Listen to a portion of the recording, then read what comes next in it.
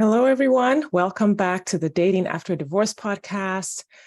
Today, we are talking about leading in dating with your core values. So self-discovery and your core values. And this is really the heart of my approach to dating. And it's very custom. So there's no set of core values that would apply to everyone.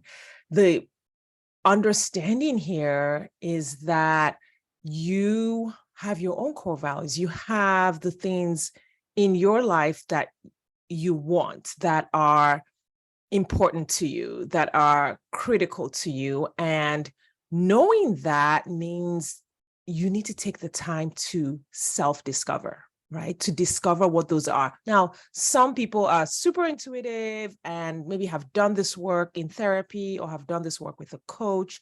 So you already kind of know exactly what you want. But I want to challenge you to take a step back and intentionally check, do I really know what I want? Do I really know myself? Am I really fully aware of the life that I want? On a deep level, on all of the nuanced levels that knowing oneself comes with. When I work with women, I tend to notice that they're very aware of what their partners or their potential partners are doing. They're very aware of their children's needs. They often lead in dating with what their children need, or they often lead with what their partner needs or what the person that they are dating needs. And whenever I hear, we're coaching or we're talking and I hear 15 minutes of what the other person wants and what the other person did, and, the confusion or the concerns, it is always an indicator to me that that person may not be as solid in the knowledge of themselves as they think. Because the confusion comes because deep down, there's a dissonance, there's a disconnect, there is an incompatibility between what they're experiencing and what they want. But because they don't have clarity on what that is, the whole situation just seems very confusing. A lot of confusion in dating comes because of second guessing what you want deep down, the experience you want deep down, who you are deep down, and what you are experiencing in the world, what you are participating in the world, who you are participating in it with. And that, it feels like an itchy, scratchy t-shirt or a piece of clothing.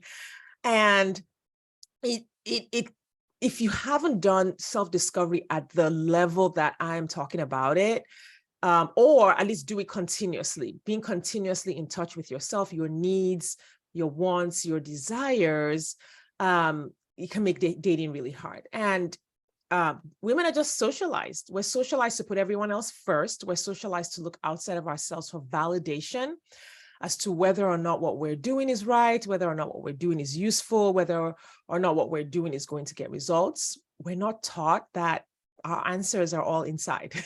Right? And even if you are wanting, connecting to a higher power or connecting to spirit or connecting to your own awareness and consciousness, it's still inside. No one on the outside of you can validate that you're on the right path for yourself. But what I notice is my ladies in my audience are asking their mothers, and they're asking their friends, and they're asking their partners. They're asking even someone they're on a first date with, looking for validation that they're doing it right.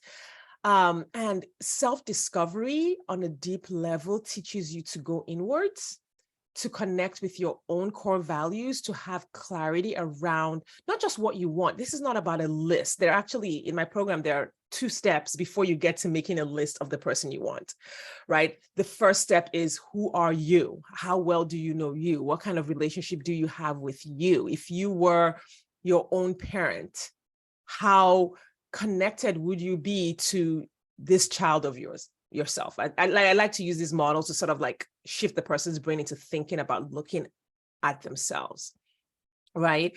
How well do you know you? How well, not just do you know you, but are you creating space for who you really are in the world, just for yourself?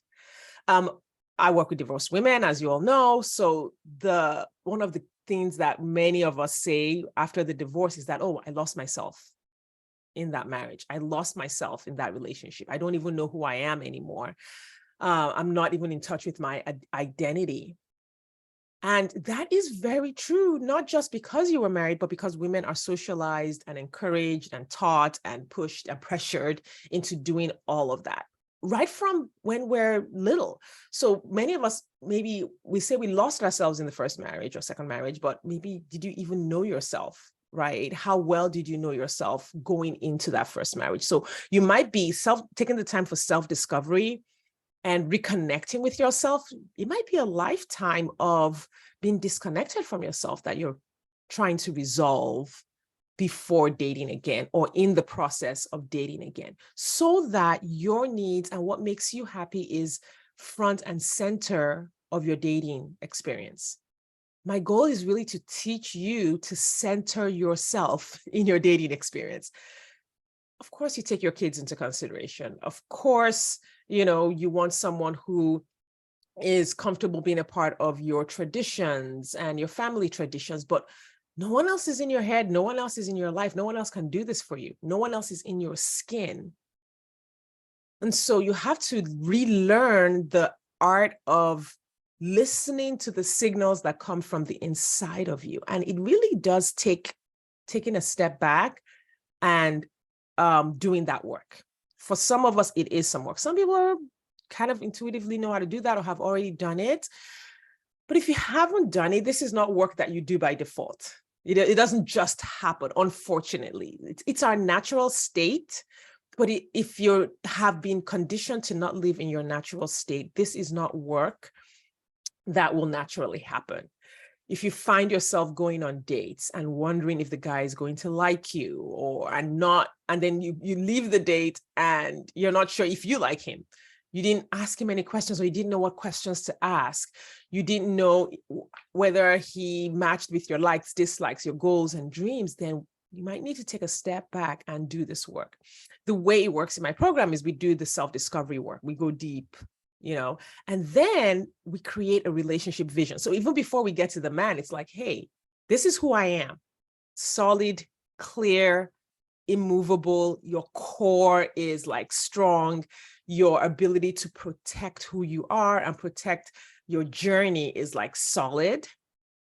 And then for some women, they're like, oh, you know what? I'm actually good. I don't need the relationship. What I have discovered in my self-discovery journey is that I want something else. I want something different. That often happens. And for those who say, you know what? I have looked all over. I've checked. I have reconnected with myself and I want to share my life with someone. Then the next step is to say, what does it look like to share your life with someone? Not who is the person that I want. It's what does it look like to share your life with someone, and getting solid on what that relationship vision looks like. And that becomes an essential foundation.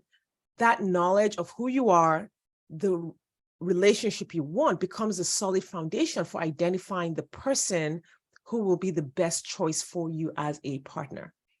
And it really accelerates your dating journey after this, because your no's are very, very clear.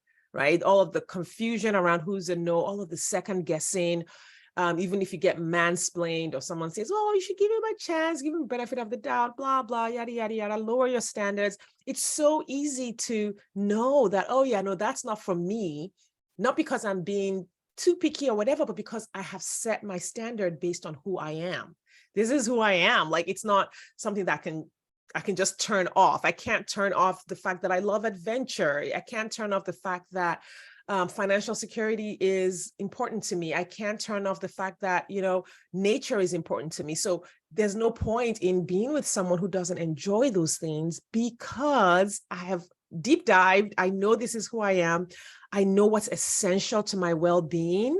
I know the kind of relationship that would be essential to that well-being. And so it's obvious that this person would not be right for me.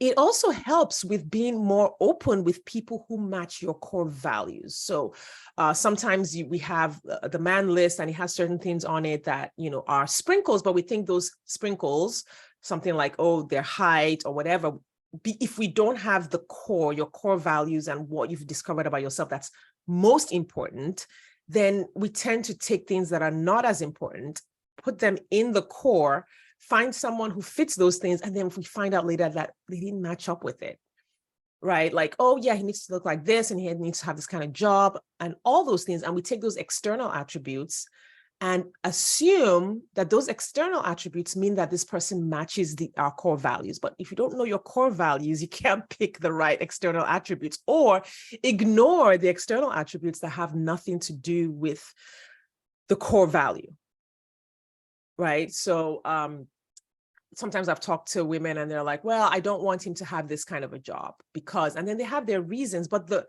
external attribute doesn't actually protect them from the thing they're trying to avoid.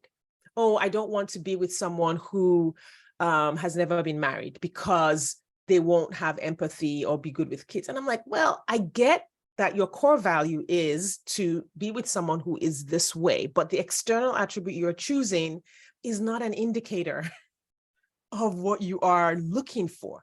So let's stick with figuring out how to recognize what you are looking for, how to recognize a person who matches this core value so that you can actually be open when you need to be open and say no when you need to say no. And so I have really been emphasizing this resetting and rediscovering core values to my clients, because I've just found out that if we skip over that part, right, there's so many things that become hard. If we skip over the self-discovery, then the dating profile is just, it won't work because you're not speaking to the man who matches what you want, right? What you really want deep down. And when you are asking questions, you're asking questions that have nothing to do with what you really want, or you're just making small talk when texting, or making small talk when, you're on the first date, and then you come away without any additional knowledge about whether or not this person was anything like what you're looking for. Another thing that I notice with people, and I see this in the comment, is people set their blueprint based on the ex, anything that's not the ex. Which I get that. I totally understand that, because, if you've had this harrowing experience with this person,